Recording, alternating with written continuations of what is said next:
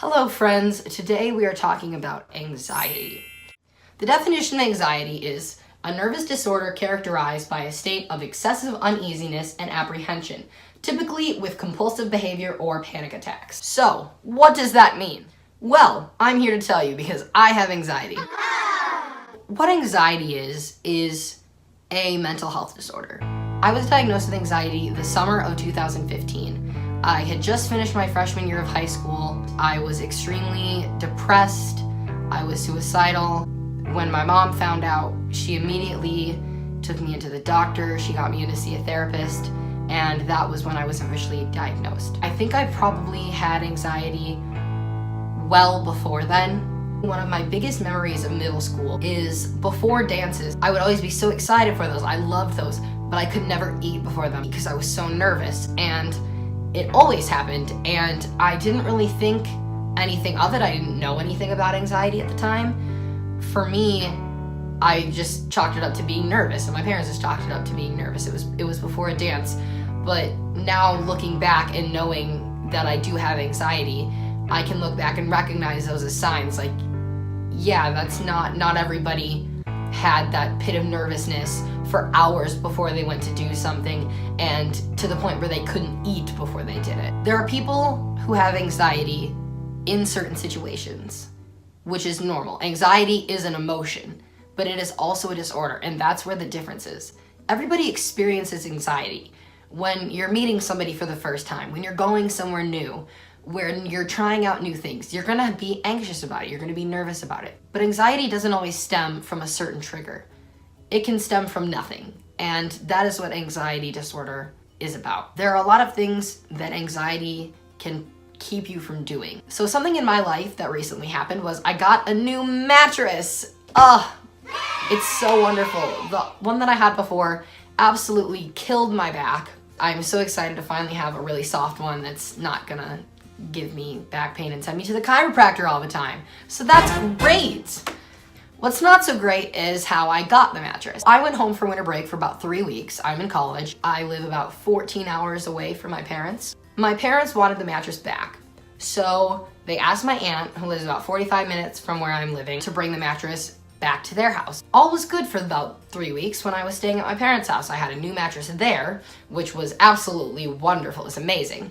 And so my mom called the store that was nearest my apartment and said, hey, we got this new mattress. Can we get another one just like it sent to my child's apartment? Well, the thing is that they didn't have the exact mattress. And they didn't really want to do it over the phone because they had two mattresses that were very similar, and they wanted me to come in and try them out. So I got back on about a Sunday afternoon. My aunt had picked me up from the airport, and my mom said, oh, you guys can go to the mattress store.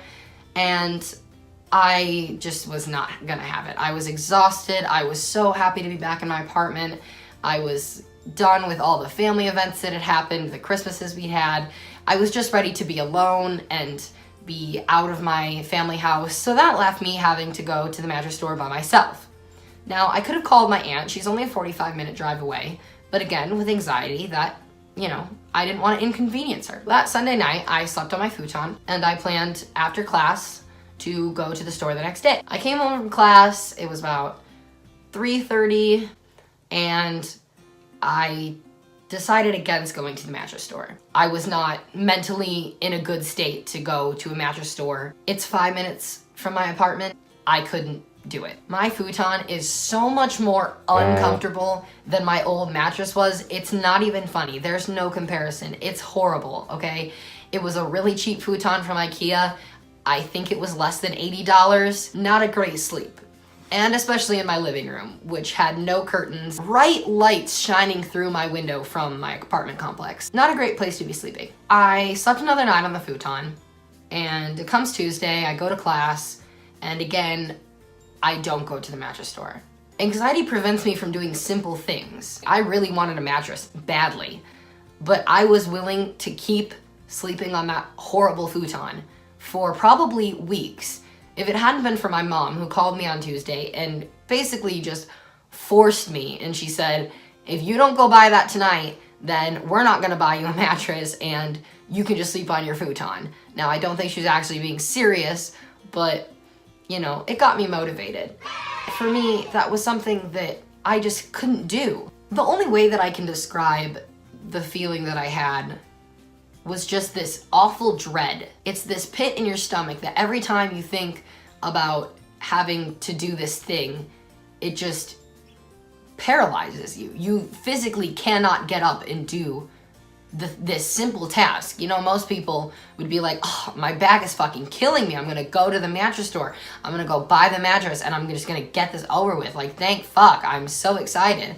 Whereas for me, I spent Sunday night, I spent Monday, I spent most of Tuesday. I just could not bring up the courage to get myself to do it. I couldn't leave my apartment. I didn't even have a reason. And that's the thing about anxiety. There's not always a reason. I think about what's the worst that can happen. I go in and I talk to the guy. Worst case scenario. And that's not even a worst case scenario. That's just that you have to talk to the person when you go in there. And that's such a simple thing. It shouldn't be so hard to leave your house, go on a 5-minute drive, and go buy a mattress. It shouldn't be hard to do something like that, but it is. And for me, that's something that's extremely difficult and something that I have to deal with on a daily basis. Having anxiety is so frustrating and sucks to have.